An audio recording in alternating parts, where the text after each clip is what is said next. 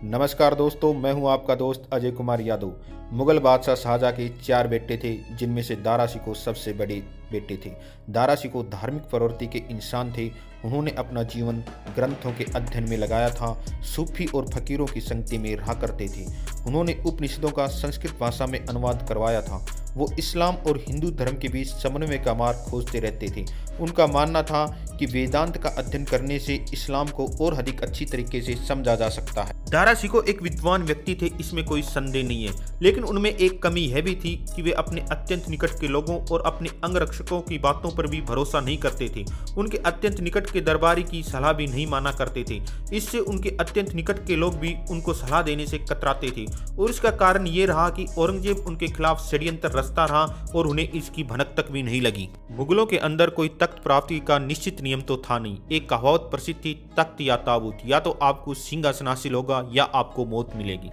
मुगल बादशाह अपने चारों पुत्रों की इस हालत को जानता था, अतः उन्होंने अपने चारों पुत्रों को दूर रखने के लिए औरंगजेब को दक्कन का सूबेदार बना दिया, मुराद को गुजरात का सूबेदार बना दिया, शुजा को बंगाल का सूबेदार बना दिया, तो दारा शिकोह को मुल्तान और काबुल का सूबेदार बना दिया। शाहजहां को दारा शिकोह अत्यंत प्रिय थे। वे उन्हीं के पास रहते थे और मुल्तान और काबुल नहीं जाते थे। उनको 2 करोड़ रुपए दरबार से मिलते थे, और इन सब रुपयों को वे धर्म ग्रंथों के अध्ययन में, धर्म ग्रंथों का अनुवाद कराने में और अपनी ज्ञान जिज्ञासा शांत करने में लगा देते थे। जून 1657 ईस्वी में शाहजहां बुरी तरीके से बीमार पड़ गया, और उसके शहजादों को लगा कि अब शाहजहां जल्द ही मरने वाला है, अतः सभी ने युद्ध की तैयारी कर ली। औरंगजेब ने मुराद को अपनी तरफ मिला लिया। उधर दारा शिकोह ने भी युद्ध की तैयारी कर ली और दिल्ली से एक बड़ी सेना लेकर औरंगजेब का सामना करने के लिए रवाना हुआ।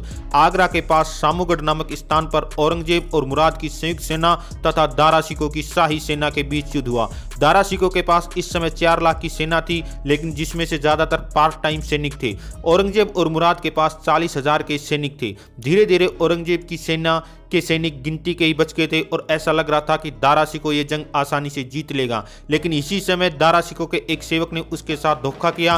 दारा शिकोह हाथी पर बैठकर युद्ध का संचालन कर रहा था।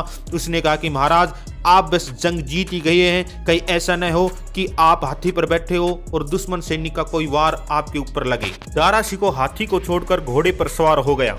सैनिकों के बीच अब यह अफवाह फैला दी गई कि दारा शिकोह युद्ध क्षेत्र के अंदर मारा गया है। सैनिकों का जोश और उत्साह ठंडा पड़ने लगा और सैनिक युद्ध का मैदान छोड़कर भाग गए। दारा शिकोह जीती हुई जंग हार गया था, क्योंकि वह युद्ध की चालाकियां और प्रशासन के नियम नहीं जानता था। दारा शिकोह अब भगोड़ा बन चुका था। उसने अपने एक अफगान सरदार जीवन मलिक के यहाँ शरण ली, लेकिन जीवन मलिक ने उसे धोखा देकर औरंगजेब को सौंप दिया।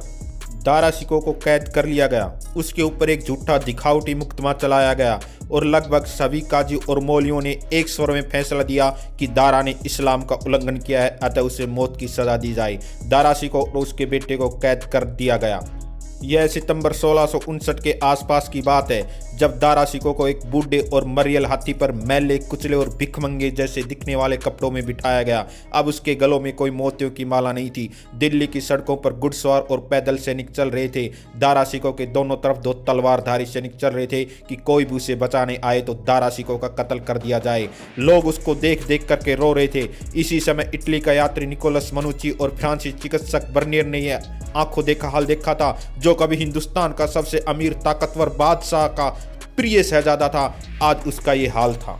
लोग उसे देखकर आंसू बहा रहे थे। आखिरकार एक दिन दारा शिकोह का एक गुलाम के द्वारा कत्ल करवा दिया गया। उसके सर को काट कर धो पोंछ कर औरंगजेब के सामने प्रस्तुत किया गया। औरंगजेब ने उसके सर को हाथ लगा करके देखा, और फिर उसको एक तोहफे के रूप में शाहजहां के पास भेज दिया। शाहजहां अपने प्रिय शहजादे का सिर देखते ही बेहोश हो गया। दारा शिकोह जो हिंदुस्तान का इतिहास बदल सकता था, जो हिंदू और मुस्लिम को एक कर सकता था, उसका ऐसा दर्दनाक अंत हुआ। प्रिय मित्रों, वीडियो कैसा लगा कमेंट करके जरूर बताएं। चैनल को सब्सक्राइब करें, वीडियो को लाइक करें, और इसी प्रकार अपने भाई को सपोर्ट करते रहें। जय हिंद, जय भारत।